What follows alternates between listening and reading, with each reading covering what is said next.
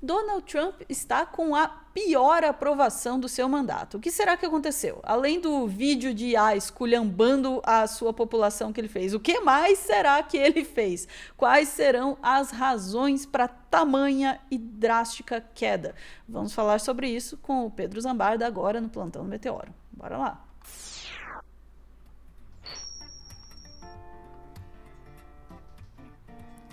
Então quer dizer que a aprovação do Donald Trump está em baixa? Dá para dizer em baixa ou em baixa relativa? Vamos começar por aí, né? Uma baixa relativa, né? O menor nível no segundo mandato. E aí eu fico pensando, né? Finalmente tivemos um efeito daquele vídeo de ar dele com um jato jogando excrementos na própria população, né? Eu acho que isso tem que ter uma consequência, né?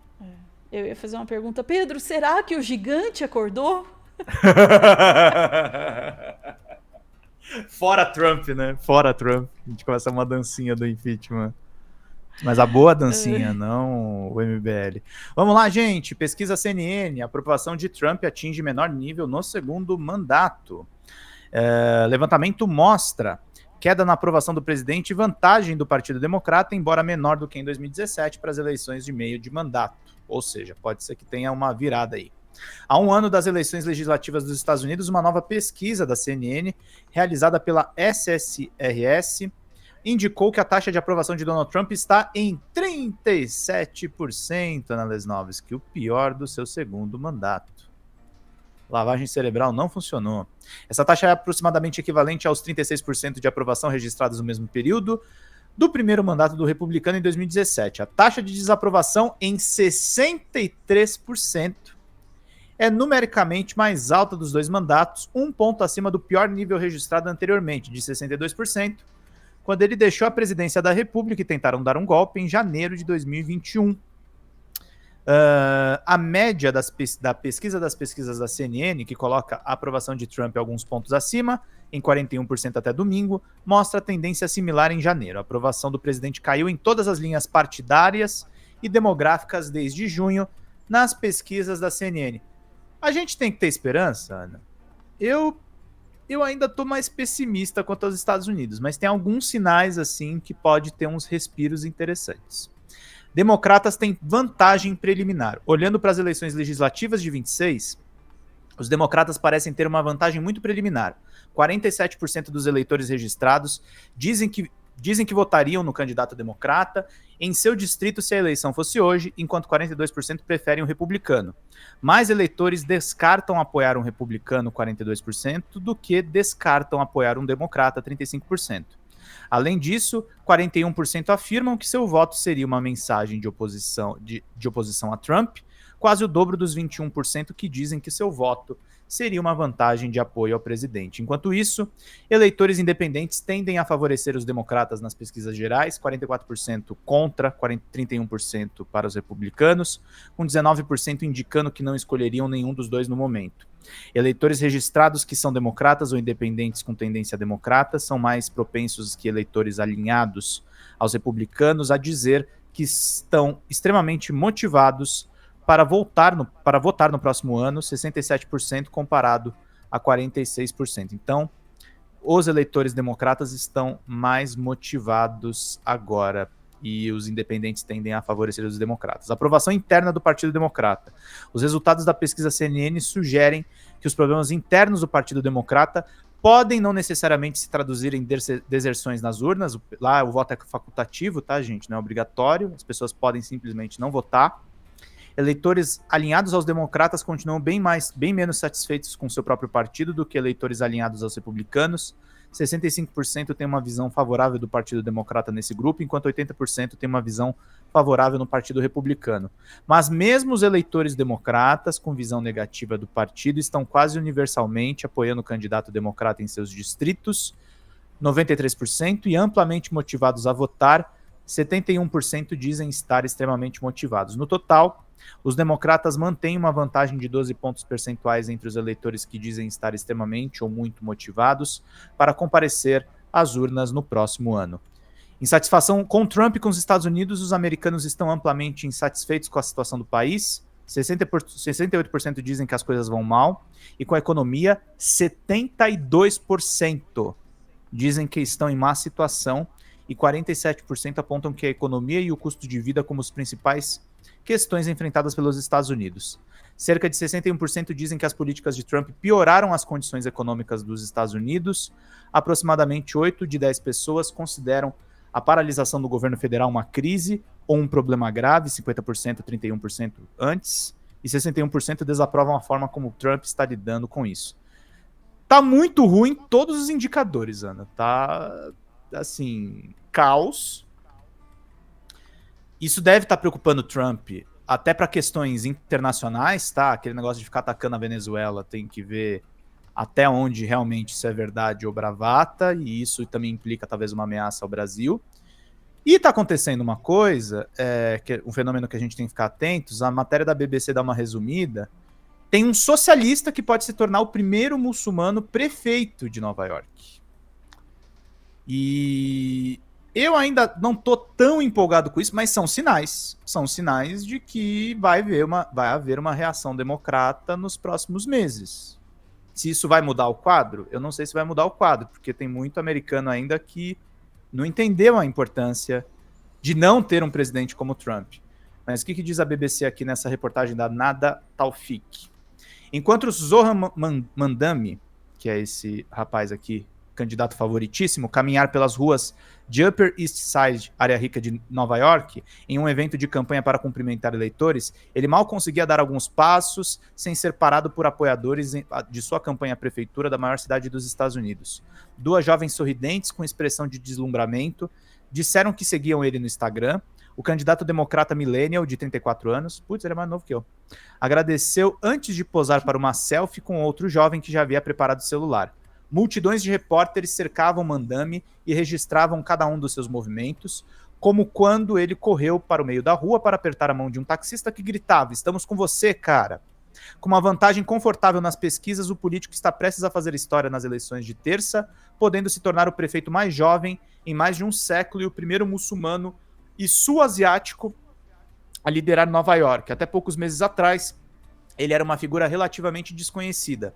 Poucos poderiam prever a sua ascensão. De artista de hip hop e conselheiro habitacional do deputado estadual de Nova York favorito para comandar a principal cidade dos Estados Unidos, um cargo que envolve um orçamento de 116 bilhões, 624 bilhões de reais na conversão direta e atenção mundial. Eu vejo esse fenômeno dele muito parecido com aquela Alexandra Ocasio-Cortez, sabe? Tem uns nomes novos surgindo, além do Bernie Sanders, que é um cara mais tradicional, que são bem interessantes, assim, nessa onda de extrema-direita dos Estados Unidos. E aí, com todos os dados, assim, eu só queria resumir esse corte, assim como eu botei os machos do Nicolas, trazendo novamente esse vídeo, que é um absurdo completo, que eu acredito que o Trump perdeu muito eleitor. Eu não vou mostrar a música, porque senão vai dar problema. Ah, tá, então. Mas é isso aqui. Porque, cara, você quer ser presidente de um país democrático, você não faz isso. Você simplesmente não faz isso. Tá, eu nunca vi isso na minha... Eu nunca vi isso nos livros de história. Assim, parabéns. Nós temos um presidente que joga dejetos na sua população. Exatamente. Vou complicar um pouco a coisa, Pedro.